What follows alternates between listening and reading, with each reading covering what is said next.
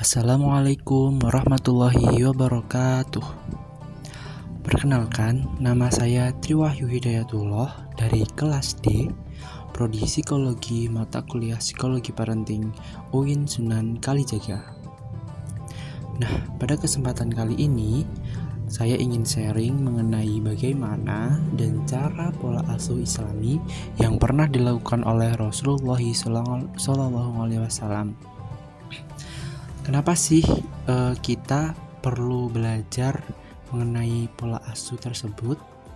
Karena di era sekarang ini pola asuh yang diajarkan oleh Rasulullah SAW masih relevan hingga saat ini dan terbukti di beberapa jurnal terkait pola asuh ini sangat berpengaruh kepada bagaimana perkembangan sosial maupun perkembangan kognitif pada anak, terutama anak usia dini. Oke, langsung saja. Pola asuh Islami. Yang pertama merupakan keteladanan. Keteladanan sesungguhnya merupakan suatu bentuk pendidikan yang akan membuat anak-anak usia dini meniru sehingga pertumbuhan dan perkembangan anak akan optimal.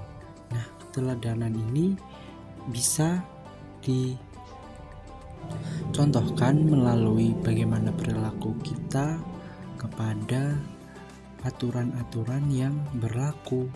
Maka dari itu anak bisa mencontoh bagaimana kita disiplin terhadap suatu aturan. Kemudian yang kedua ada menasihati anak. Menasihati berupa perkataan, perbuatan, atau pujian dapat mengembalikan rasa percaya diri atau semangat kepada anak. Nasihat dapat memiliki pengaruh yang besar bagi anak usia dini. Tujuannya supaya anak usia dini memahami mana yang baik dan mana yang buruk. Menasihati juga tentunya dengan sikap yang tenang, lembut, sabar, dan mudah diterima oleh anak. Kemudian yang ketiga ada bersikap adil. Sebagai orang tua, menuntut perlakuan yang adil terhadap anaknya berdasarkan kebutuhan dan juga keinginannya, agar tidak terjadi perselisihan antar saudara. Tentunya bersikap adil ini juga ada porsinya, bagi kakak dan adik pun mungkin akan ada perbedaan di dalamnya. Tergantung dalam hal apa bersikap adilnya. Nah, kemudian yang keempat ada memenuhi hak anak. Islam mengajarkan bahwa hak-hak anak harus dilaksanakan melalui kasih sayang, kelembutan, bermain, dan kenikmatan belajar. Hak anak merupakan anugerah Allah Subhanahu wa Ta'ala yang harus diperhatikan oleh keluarga, masyarakat, dan pemerintah untuk melindungi dan memenuhi kebutuhan anak. Ada pun beberapa hak-hak anak yang perlu diperhatikan oleh orang tua seperti hak pendidikan, hak untuk mendapatkan kasih sayang, hak-hak yang berhubungan dengan kebutuhan dasar. Nah, kemudian yang kelima ada mendoakan. Orang tua berupaya selalu mendoakan anak-anaknya sejak usia dini supaya kebaikan anak-anak dapat diterima oleh Allah Subhanahu wa Ta'ala. Hal ini sudah ada dalam Al-Quran surat Ibrahim ayat 40 yang menjelaskan bahwa doa yang dirapalkan setiap hari akan kembali kepada seorang dan anak keturunannya. Jadi sebagai orang tua sangat perlu untuk mendoakan anaknya agar suatu saat di masa depan dia bisa menjadi anak yang bermanfaat dan berbakti kepada orang tuanya.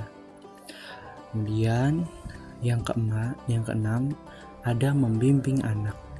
Membimbing anak merupakan usaha orang tua mengajarkan kebaikan kepada anak-anak baik berupa perkataan, tingkah laku, dan pembelajaran lainnya supaya anak sejak usia dini sudah dapat membedakan mana yang baik dan mana yang buruk. Tentunya hal ini perlu kerjasama antar kedua orang tua agar dalam setiap perkembangan anaknya dapat dilakukan secara konsisten dalam membimbing anak. Nah, kemudian yang terakhir ada menghindari sikap caci maki kepada anak. Sikap caci maki pada anak usia dini akan membuat anak mengalami persoalan psikologi, misalnya tidak percaya diri, malu, merasa rendah, dan sebagainya. Ini sangat tidak baik untuk pertumbuhan dan perkembangan anak usia dini, karena anak akan merasa takut dan tertekan ketika mendengar intonasi nada yang tinggi pada saat usia dini. Dia akan takut kepada orang tuanya sendiri dan cenderung untuk menghindari orang tuanya. Nah, itu tadi adalah 7 pola asuh, contoh pola asuh yang pernah diterapkan oleh Rasulullah SAW di masanya yang masih relevan hingga saat ini. Dan semoga apa yang dapat bermanfaat bagi kita semua. Sekian dari saya, kurang lebihnya mohon maaf. Wassalamualaikum warahmatullahi wabarakatuh. Dadah, sampai jumpa di next video.